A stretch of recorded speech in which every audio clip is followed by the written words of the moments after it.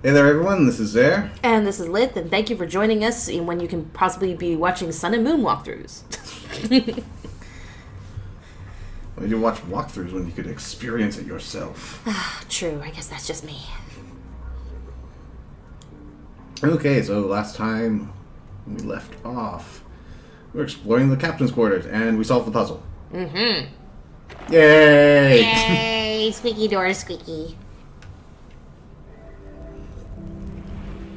You found it!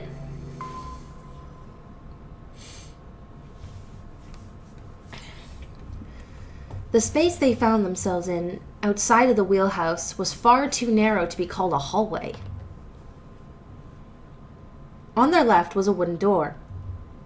Junpei pushed it open and stepped into the room beyond.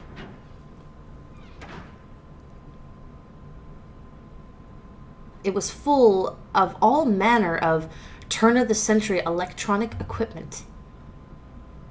Most of them were things they'd never seen before.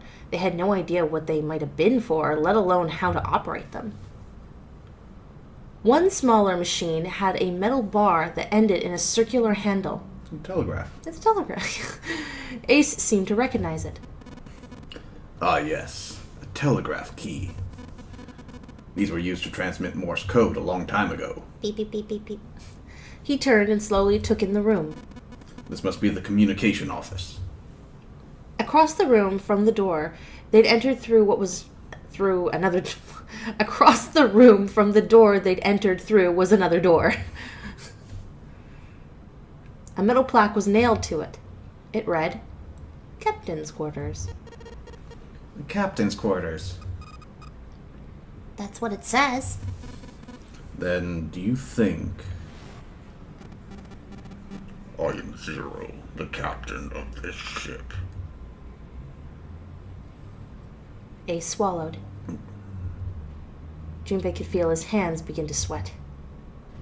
Only Clover seemed unaffected.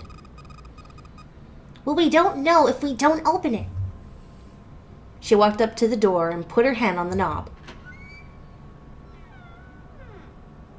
It opened easily, and without so much as a pause, she walked in. Junpei and Ace followed. Out of my way! The first thing they saw, whoa, was a man on the floor covered in blood.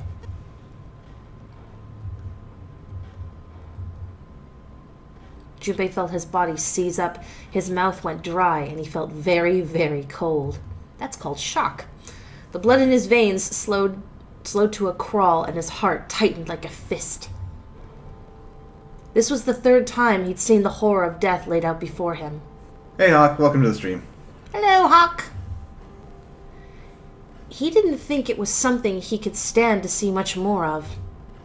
Still, he had begun to accept that whatever it was that he saw, whatever happened to him was beyond his control, and whatever force controlled him was driven by a determination that he could not hope to match. A sense of helplessness, of desperation washed over him.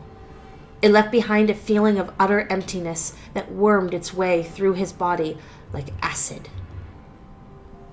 Then he realized they had yet to check the man's pulse.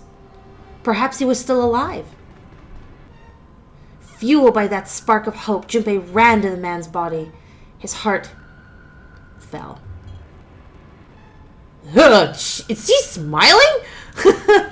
No, I just think that's generically open. Okay. His fingers on the man's neck felt no pulse. His pupils had dilated and he wasn't breathing. Junpei lifted the man's already stiff body.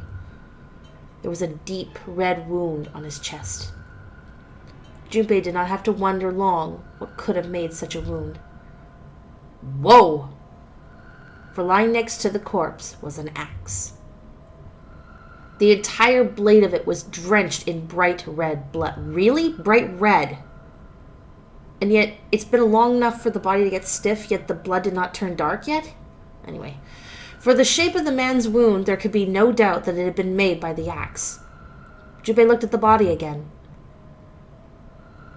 A lake of blood stretched out around it. It was wearing the clothes of a ship's captain, although they were stained with blood. A captain?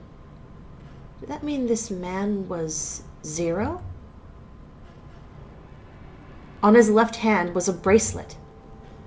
The number on the bracelet was 0. It was only then that Junpei noticed the stench of blood that filled the room. He couldn't help but laugh. There was nothing else for him to say. It was too simple, too obvious, too straightforward.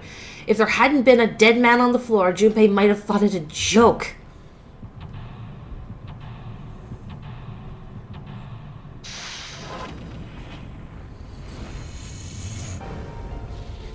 Seek a way out. Well, so much for 0. That's not him. Or them. We still don't know. There's blood on the chair. Do you think it was the dead guys? Yeah, probably. There's blood on the chair. Kinda creeping me out. Oh, a music box. I like those things. Oh, yeah, it's one of those old music boxes. How about we wind it up? That's... Why does it sound like that? Is it broken? The pins on the cylinder are shaped all weird. I don't think those are pins. It looks like someone put something on the top of it. I think we're gonna have to take it apart and figure out what's going on, don't you?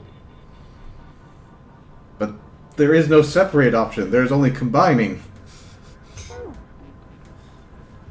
You fool! It's a lamp. But it doesn't turn on. I don't think there's anything special about it. I love lamp. Do you really love lamp? There's nothing on it. There's nothing in it. Or on it. Or under it. Don't look under it. What's the deal with this? It's some kind of code? Morse code!